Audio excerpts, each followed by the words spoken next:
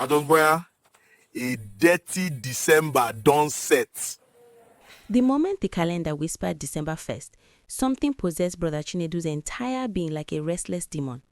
His eyes started shining with mischief, his phone became glued to his hand, and suddenly he transformed into the self-appointed Minister of Party Affairs and Chief Coordinator of Dirty December activities. Every morning, he would wake up scrolling through Instagram, checking flyers for beach parties, rooftop hangouts, club takeovers, and carnival events, whispering to himself, "This December, my guys go know see I still there among the living." His wife, Sister Ngozi, a sensible woman with a sharp tongue and sharper instincts, would tie her wrapper tightly and shake her head because she already knew December turned her husband into somebody else entirely. He was normally responsible and calm, but once Harmattan wind began blowing and December parties started announcing themselves on social media, his brain would start singing, "Turn up or stay indoors like a dead person." In their community at Surulere, everybody knew his madness. Even the street boys would hail him, Chairman December, King of Owambe. Chinedu was obsessed, no, possessed by the December party spirit. He believed December was not for staying home watching television or spending time with family quietly. It was for clubbing, drinking expensive drinks, attending every party invitation, posting Instagram stories at 3 a.m. with the caption, "December no dey sleep," and making sure everybody on social media knew he was living his best life. Meanwhile, Ngozi had only one concern, money, and the money was not there. Chinedu worked as a dispatch rider for a logistics company where the boss promised December bonus but usually paid half of it because you know how business is slow this season. Their children's school fees were knocking at the door, house rent was doing press-ups preparing to jump on their heads. Food prices were climbing like agama lizard on a wall, and January, which normally had 31 days, was already sharpening its cutlass, ready to discipline December spenders for 62 days straight. One Saturday evening, as they ate eba with vegetable soup that had only 2 pieces of pomo because meat was expensive, Ngozi cleared her throat and started the conversation carefully. "Chinedu, this December, we need to behave ourselves. All these parties you want to attend, where is the money coming from? Let us stay home, rest and prepare for next year." Chinedu dropped his spoon like she had just announced his funeral. He opened his mouth wide like a hippo. "Stay home? During December?" Ngozi nodded firmly. "Yes, stay home. Is December not still 31 days like other months? Why must you party like somebody who won lottery?" Chinedu touched his chest dramatically. "Ngozi, are you trying to kill my social life? You want my friends to be laughing at me? You want them to say Chinedu is now under rapper control? December comes only once a year. Why should I miss out on the vibes?" Ngozi sighed deeply and tried reasoning with him again, using the kind of voice a mother uses when warning a stubborn child not to play with fire. "Please, let us be wise. Money is tight, and you know January will come with long throat. Let us manage ourselves." Chinedu smiled sweetly, too sweetly in fact, suspiciously sweetly, the kind of smile that meant he had had her, but his spirit had already rejected her advice completely. "No problem, my wife, we will manage," he said it calmed, but in his heart he was screaming, "Over my living body," because Chinedu had a personal philosophy. Even if I don't have food at home, I must have fun outside. The enjoyment will console me. From that night, the madness started cooking. He began saving party flyers like someone collecting evidence for court. He joined WhatsApp groups with names like Lagos December Shutdown 2024 and Owerri Party Animals Association.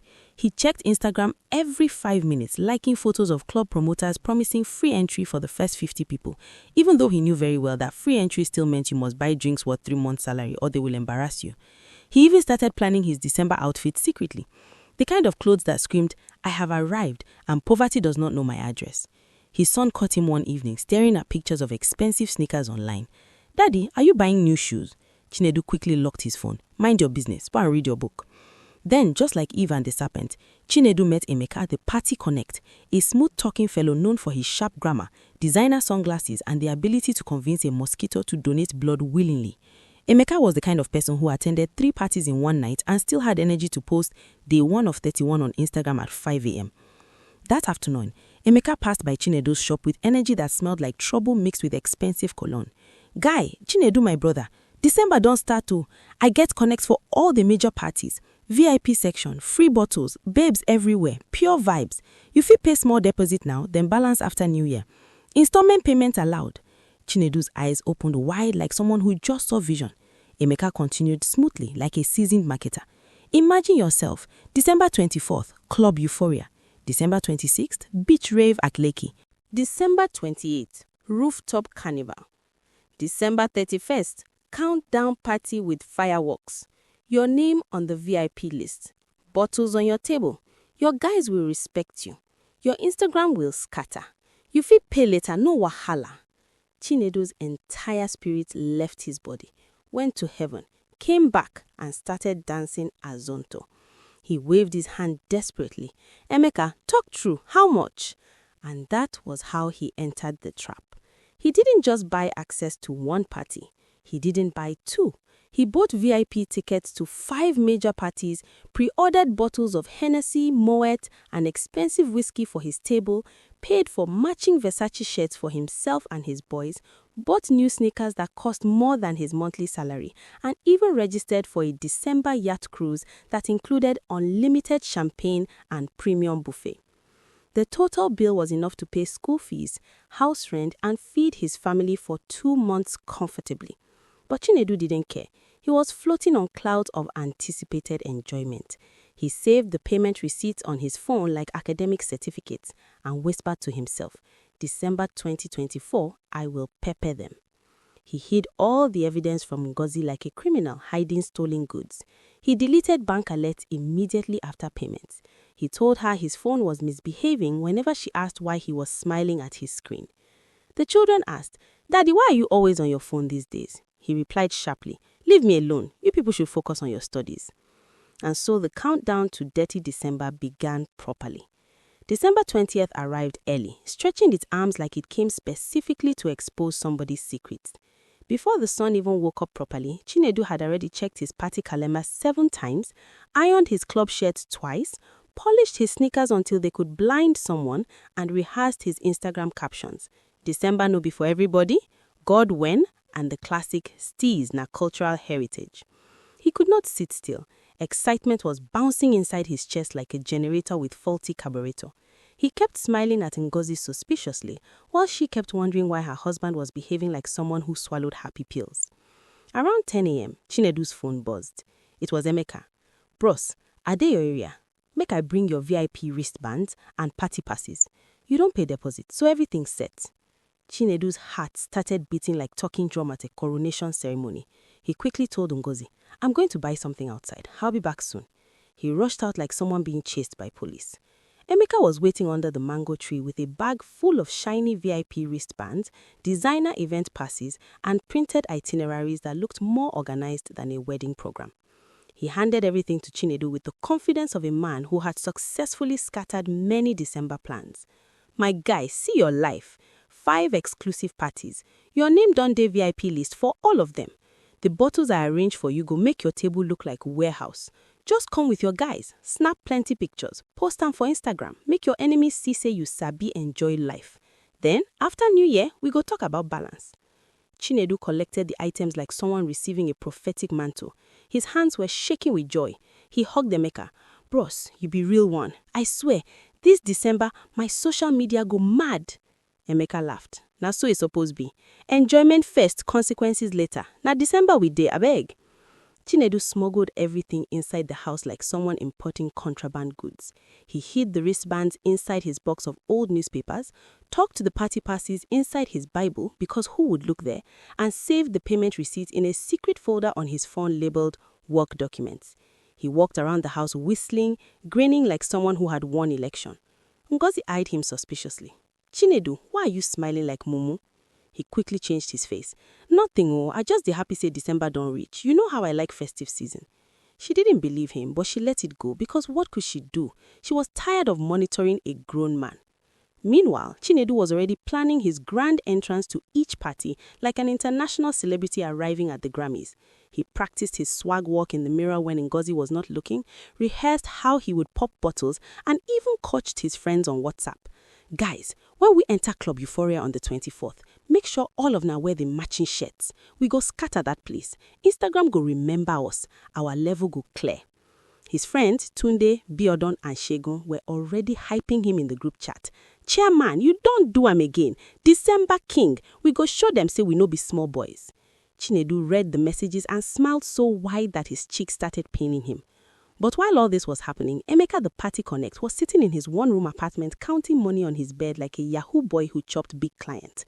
He looked at his notebook where he wrote down all the people who owed him balance payments, and Chinedu's name was circled in red ink. He said, Chinedu thinks say na after New Year we go settle, but I don't change my mind. Tomorrow, I go collect my money by fire, by force. December, no get part 2. He called his 2 friends, Kazim and Dotun, both of them looking like bouncers who retired from wrestling. Guys, we get work tomorrow. We dey go collect money from one mumu wey think say if it enjoy December on credit without paying. Make una follow me. December 23rd came. Chinedu woke up feeling like a champion. Today was the day before the first party. He was already imagining himself in VIP section, bottles on the table, camera flashes everywhere, Instagram stories back to back. He even started singing, I'm living my best life, ain't going back and forth with you. Ngozi just shook her head and went to the kitchen to cook. She had given up on trying to understand what was wrong with her husband's brain. Around 5 p.m., Chinedu was sitting in the parlor, scrolling through Instagram, when he heard a sound at the gate. Bang, bang, bang, bang. The knock was not normal. It was not friendly. It was the kind of knock that carried spiritual bad news. The kind of knock that made your heart drop to your stomach and start doing frog jump. Chinedu looked up slowly. Ngozi looked at him from the kitchen. Chinedu, who is that knocking like police? Before he could answer, a voice boomed from outside. Chinedu, open this gate. We know you dey inside. Chinedu's entire body froze. His brain stopped working. His hands started shaking. Ngozi came out from the kitchen, drying her hands with her wrapper, looking confused. Chinedu, who are those people? Another knock came, louder, angrier. Bang, bang, bang. Then Emeka's voice followed, sharp, clear, no mercy. Chinedu, Nami Emeka, I come collect my balance. Open this gate before we break am. And right there, Chinedu's December began to collapse like a building without foundation. Ngozi turned to face her husband slowly, her eyes narrowing like a detective who just found evidence. Chinedu, what is going on? Before he could manufacture a believable lie, the gate was pushed open forcefully and Emeka marched into the compound with Kazim and Dotson flanking him like presidential bodyguards. Emeka was not smiling. His face was squeezed like someone who swallowed bitter cola without water. Good evening, madam. I am here for the money your husband is owing me. Ngozi blinked. Money? What money? Emeka brought out a small notebook from his pocket and opened it dramatically like a lawyer presenting evidence in court. Your husband, Mr. Chinedu, bought VIP access to 5 December parties on credit. He pre-ordered bottles of Hennessy, Moet, whiskey, paid for designer shirts, sneakers and yacht cruise. Total bill, 385,000 naira. He paid deposit of 85,000 naira, balance remaining 300,000 naira. I want my money today, now, this minute. Ngozi stood there like a statue. She did not blink, she did not breathe. She simply replayed the sentence in her head like a broken record. VIP access, 5 parties, bottles, designer shirts, yacht cruise, 300,000 naira. Slowly, very slowly, she turned her head to look at her husband. Chinedu had already started shrinking like a deflating balloon. His head was bowed down as if the weight of his foolishness was pressing him into the ground. Chinedu, tell me this man is lying. Chinedu opened his mouth, but the only thing that came out was hot air and shame. Emeka clapped his hands sharply. Madam, your husband no be liar, na genuine customer, but he thinks say if it enjoy December 1st, then pay later. But I don't tire to wait. I want my money now. One of the debt collectors, Kazim, added firmly, complete balance, no story. Ngozi found her voice, but it was shaking with anger and disappointment. Chinedu, so you went behind my back, spent 385,000 naira on parties, when we have school fees to pay, when we have rent to pay, when we are managing food in this house, you bought champagne on credit. Her voice got louder with each word until the entire street could hear.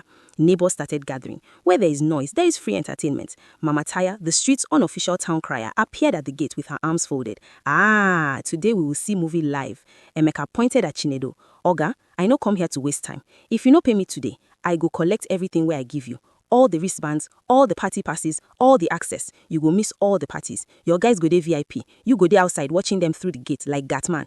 Chinedu finally found his voice. Emeka, abeg, give me small time. Make I find the money. E no easy like that. Emeka laughed bitterly. Time? December don't remain how many days? You think say na me go carry your debt enter January? My brother, bring my money or return my items. Choose one. Ngozi threw her hands in the air. Let them collect their nonsense. Return everything. We are not paying for foolishness. But Chinedu grabbed her hand desperately. Ngozi, Please, I beg you, if I miss these parties, my guys will laugh at me. They will mock me, please. Ngozi snatched her hand away from him. So, your friends laughing at you is more important than your children's school fees, more important than feeding your family. You have turned into a complete fool. The neighbors were now fully gathered, some sitting on the gutter, others standing with folded arms, all of them enjoying the show. Mama Tayo whispered loudly to her friend, I knew this man was doing too much on Instagram. All those party pictures, now dirty they use shine. Chinedu paced around like a trapped rat, sweating, thinking about his reputation, thinking about his friends who were already expecting him at Club Euphoria tomorrow, thinking about the Instagram stories he had planned, thinking about how he would be mocked if he didn't show up, but most importantly, thinking about where to get 300,000 naira immediately. Emeka tapped his foot impatiently. Oga, I dey wait oh, time is going. Chinedu's hand shook as he remembered something, his December salary. His boss had paid early this year because of Christmas. The money was meant for school fees, for rent deposit, for January survival. Slowly, painfully, like someone walking to his own execution, Chinedu went inside the house. Ngozi followed him, shouting, crying, begging, holding his shirt, holding his trousers, holding anything she could grab. Chinedu, don't touch that money. Please, I am begging you. That is the only money we have. January is coming. The children's school will open. The landlord is waiting. Please. But Chinedu had already opened the door of consequences and stepped inside. He brought out the envelope containing his entire December salary, 340,000 naira. His hands were shaking as he counted 300,000 naira and walked back outside like a zombie. Ngozi collapsed on the floor, wailing like a professional mourner at a funeral. Jesus, we are finished. Chinedu has killed us. He handed the money to Emeka, who counted it faster than a POS machine. When he finished, he nodded with satisfaction. Correcto, complete, no wahala. He smiled suddenly. Oh yeah, enjoy your December, oh. Make it sweet you well.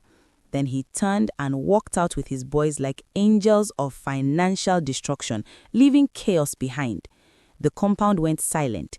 Chinedu stood in the middle of his parlor, looking empty, looking defeated, looking like someone who just sold his birthright for a bowl of porridge. Ngozi knelt on the floor, crying so hard that even the neighbors felt pity. The children, Tobe and Chidera, stood at the corner, watching their parents, confused about why their family was behaving like a Nollywood tragedy. Finally, Ngozi spoke, her voice broken. Very good. So tomorrow you will go and drink Hennessy while your children will drink Gary at home. You will be in VIP posting Instagram stories while I will be thinking of how to buy rice. Chinedu said nothing. What could he say? He had already disgraced himself. The neighbors dispersed slowly, going to their various houses to discuss the drama properly over dinner. That night, the house was silent like a graveyard. Ngozi did not cook. The children ate the remaining bread from yesterday with water. Chinedu sat in the dark parlor, holding his head, regretting everything, but still checking his phone to confirm that his VIP access was still valid, because at this point, since the money had already died, the enjoyment must not waste. December 24th arrived bright and early, mocking Chinedu's entire existence. By 9 a.m., his friends were already buzzing his phone. Man, today na the day oh, Club Euphoria. We don dey prepare. What time will they move? Chinedu looked at his phone, looked at his wife who had not spoken to him since yesterday, looked at his children who were eating gari and groundnut for breakfast, and something broke inside him. But his pride was stronger than his sense. By 7 p.m., Chinedu started preparing. He wore his designer Versace shirt, his new sneakers, his gold chain, and sprayed expensive perfume that he also bought on credit. Ngozi watched him from the corner of the room like someone watching a madman dress up for his own funeral. So you are still going? She asked quietly. Chinedu avoided his eyes. The money don't pay finish. Make I just go enjoy small. When I come back, we go settle everything. Ngozi laughed bitterly. Enjoy, yes. Go and enjoy while your children are hungry. Go and post Instagram. Let your followers hail you. When January comes and we are begging for food, your champagne bottles will feed us, Abi. Chinedu said nothing. He just grabbed his phone, wore his sunglasses even though it was nighttime, and walked out of the house like a man walking to his doom with swag. His friends picked him up in an Uber, all of them wearing matching Versace shirts, screaming, "December boys, we done arrive." They got to Club Euphoria at 10 p.m. The place was packed.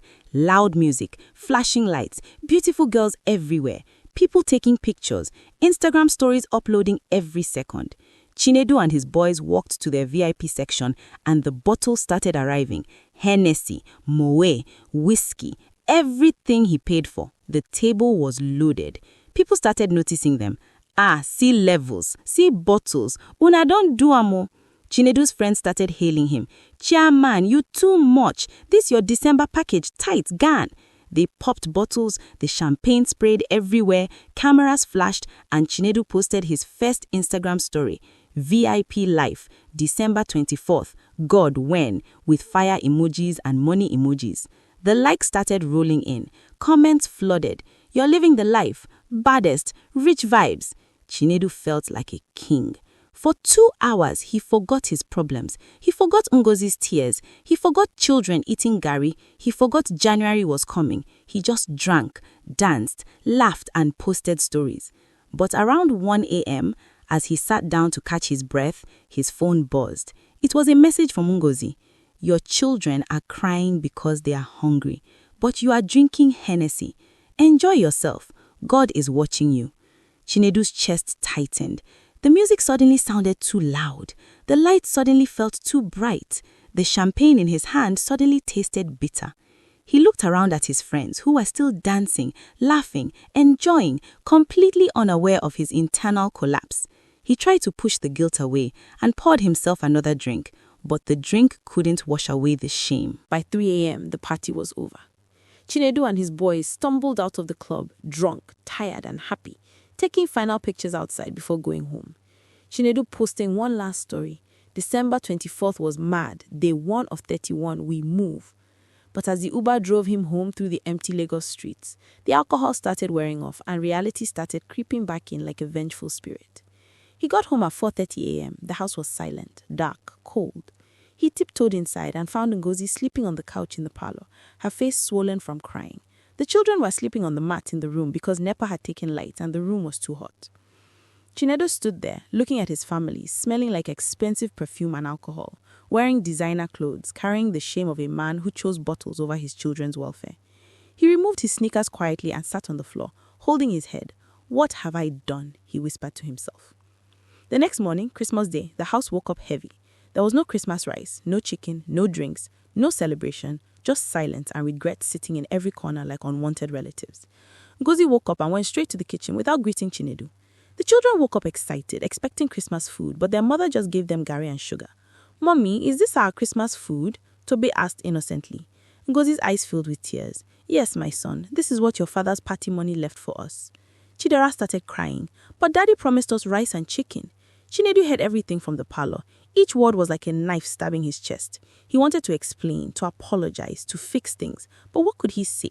The money was gone, spent on drinks that lasted only a few hours, spent on vibes that ended at 3 a.m., spent on Instagram stories that people would forget by tomorrow.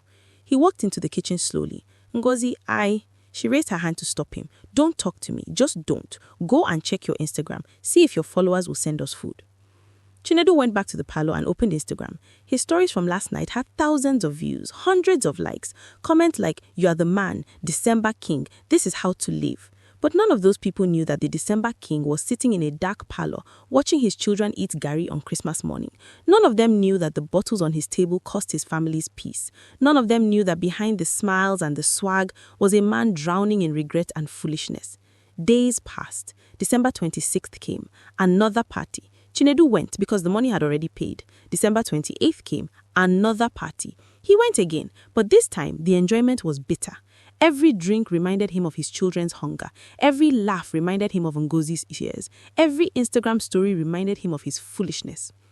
December 31st came, the grand finale, the countdown party with fireworks. Chinedu stood in the VIP section, surrounded by strangers celebrating the new year, and as the clock struck midnight and everyone screamed, "Happy New Year!" Chinedu felt nothing but emptiness. He had spent all his money chasing vibes that ended in hours, chasing validation from people who didn't even know his children's names, chasing a fake lifestyle that left him with nothing but debt and shame. January arrived like a wicked landlord with a long cane ready to flog December spenders mercilessly. While other families were still posting New Year pictures with leftover Christmas chicken, Chinedu's family was doing involuntary fasting, not because they planned it, but because there was simply no money for food. School resumed on January 8th, but the school fees were still sitting in the principal's office, waiting with a stern face. Chinedu's transport money finished by January 5th. He started trekking to work, a 45-minute walk under the hot Lagos sun, while his designer sneakers sat at home collecting dust because they were too expensive to wear to work. They were strictly for turning up. Ngozi stopped attending women's fellowship meetings because the entire church had seen Chinedu's Instagram stories, and now everybody was wondering why a man who was popping bottles in December couldn't pay his children's school fees in January. Every morning, she woke up and prayed desperately, God, carry me through this month. January is doing wickedness to us. She started cutting onions into tiny pieces so they would last longer. She started counting rice grain by grain, cooking the smallest portions possible. The children carried pure water and one banana to school as lunch. Chinedu stopped his friends from calling him because every time they said, Guy, December was mad, why are we doing them? His chest would pain him. On January 10th, the children's school sent a letter home, typed in bold, threatening letters. If school fees are not paid by January 15th, your children will be sent home indefinitely. Ngozi nearly fainted when she read it. She looked at Chinedu with eyes of pain and anger. My husband, what do we do now? Chinedu looked at her slowly, his voice defeated. I don't know. She exploded. You don't know, but you knew how to buy Hennessy. You knew how to wear Versace. You knew how to post Instagram stories. But now that your children need school fees, you don't know? She broke down crying, and this time Chinedu cried with her. The shame of December was following him everywhere like a shadow with long legs and sharp teeth. A few days later, the landlord came knocking. Good afternoon. I just want to remind you that house rent is due by the end of this month. Chinedu felt his soul leave his body temporarily. Ngozi screamed internally, praying that the ground would open and swallow her completely. But January was not done. January continued stretching like rubber band, the days crawling slowly like a wounded snail. Their neighbors were still cooking jollof rice, frying fish, watching DSTV, and going to work in their cars, while Chinedu's family was practicing the ministry of suffering and smiling. One evening, as they all sat on the floor eating the smallest portions of eba imaginable, Chidera asked something innocent but devastating. Daddy, will you still go to party next December?